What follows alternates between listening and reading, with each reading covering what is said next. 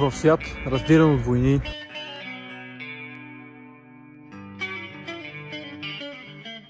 омраза,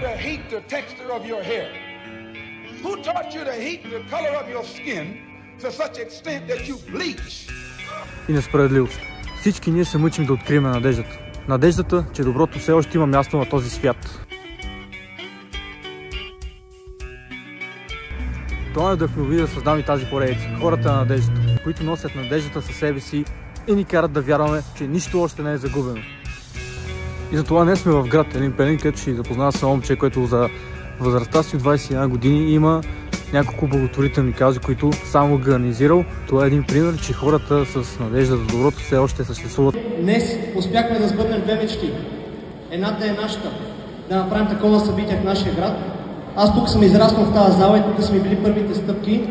И също така сбъдвам мечтата на Боби, който може да види каква подкрепа има. И не на последно място искам да благодаря на майка ми и на баща ми. За това, че ме възпитаха, за това, че ме отгледаха и за това, че ме направиха добър човек.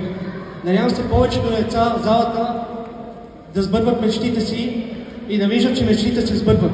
Здравейте на всички, казвам се Здравко Костов, на 20 години съм и съм от Елин Пелин. Това е 10-то подред благотворително събитие. Какво те вдъхнови да създаваш такива каузи? 10-11, точно със сигурност не мога да кажа, не съм ги борил. Вдъхновяваме това да бъда добър човек, да предам добротата на младежите и разбира се възпитанието, което са ми предали моите родители, да го принасям към другите хора. Big Brother, Пацо! Колега водещ, играта!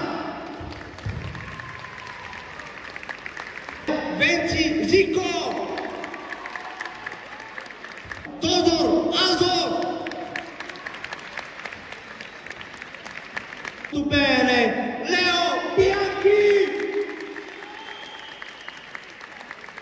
Перси Арми! Успя днес да събереш известни личности да играят футболен мач за една кауза. Как успя да го направиш това нещо? Ами, понякога с известните личности се работи много по-лесно, отколкото с нормалните хора. Все пак те са добри хора, винаги са готови да помогнат, стига да знаеш как да се отнесеш към тях. Искам да им благодаря за това, че присъстват на нашето събитие и че дойдоха да ни помогнат. Днес каузата с какво е? Може ли да разкажеш по-подробно? Разбира се, каузата е за Боби. Той е на 18 години, страда от левкемия. Неговото семейство има нужда от над 300 000 евро за лечение. Те в Турция. Надявам се да му помогнем, защото просто в такива тежки моменти хората трябва да покажем, че можем да бъдем обединени. И се надяваме чрез такива събития да вдъхновим младите хора и да покажем, че добротата съществува и те могат да бъдат добри. Здравко ми се опади. Викам сега този младеж, какво ще иска от мен? Някакво момче на 20 на години.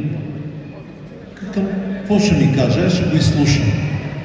И ми разказа на Боби историята. В този живот съм направил много такива благотворителни инициативи, събирали сме много пари. Да, за съжаление думата е пари. Много добре знаете, че има хора в България, които само с да си продадат колата и могат да му помогнат. Но тези хора не помагат. Помагаме ние, казвам ние, защото аз съм един от вас, обикновените хора. Не сеям за звезда, затова съм тук тая вечер, заради Боби да му помогна. Събитието в спортна зала Янко Янков започна с благотворителен базар. След него невероятните си представления изнесоха децата от детски танцов състав Новоханче, детска вокална група Камбанки и малките танцорки от МК Денс. Втори водещ на вечерта беше Ивайло Иванов в играта, който заедно с Лео Бианки изпълниха известната си песен "Цяло лято".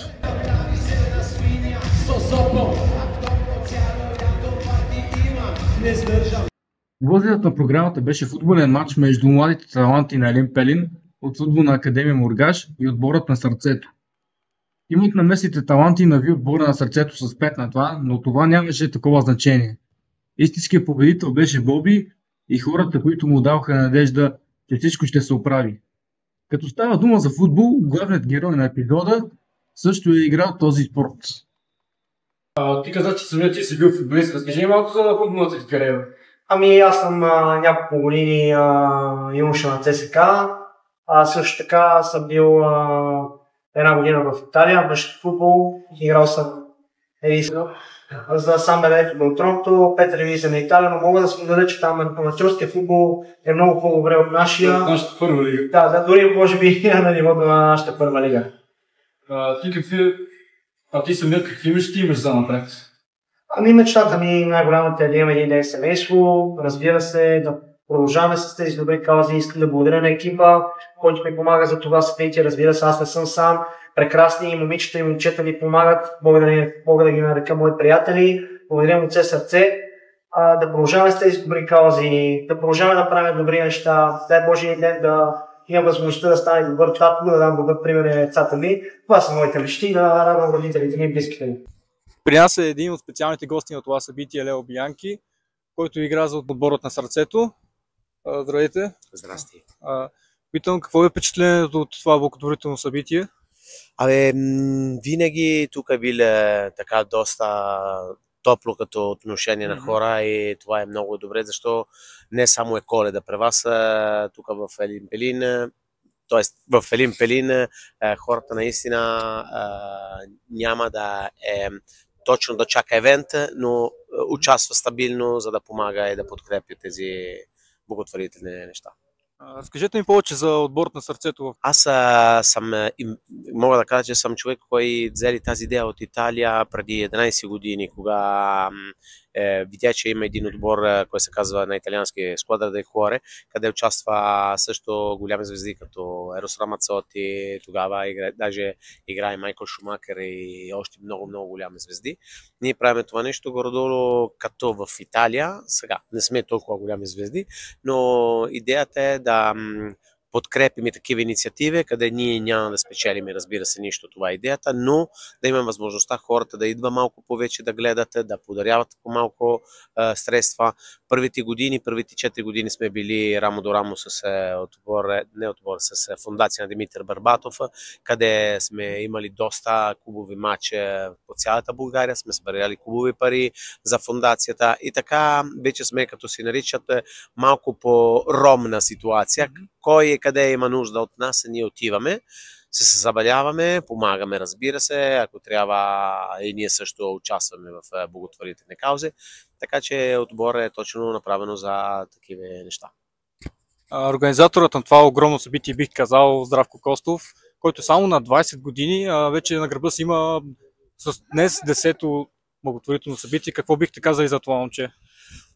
Първо всичко да има тази организация не е лесно. Ние се запознаваме и видяхме в очите на един човек, който може спокойно да продължава да направи тези неща, защото човек е чисто душа, прозрачен човек и разбира се, че хората, кога участват в такива благотворителни каузи, искам максимално да е както казвам, прозрачно, да вижда чист човек, къде може да се доверявате и да направи всичко възможно да помага.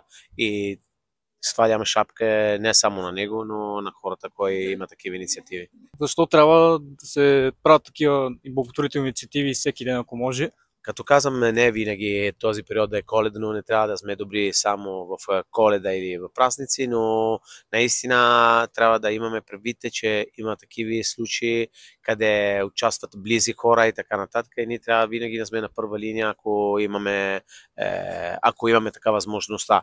Даже достатъчно, ако нямате средства пари да помагате, достатъчно е да направите възможно да казвате на хората просто да го направите, ако има възможност да помагате, разбира се, с средства, защото тук се говори в момента за пари, за лекарство за момчето, да се лекува. Така че сложете се освен една ръка в джоба или портмонета в сърцето, че е много важно. За финал бих казал на всички вас, че не любовта и не смеха въртат света, света го върти добротата. Така че бъдете добри хора и се опитвайте да помагате колкото можете.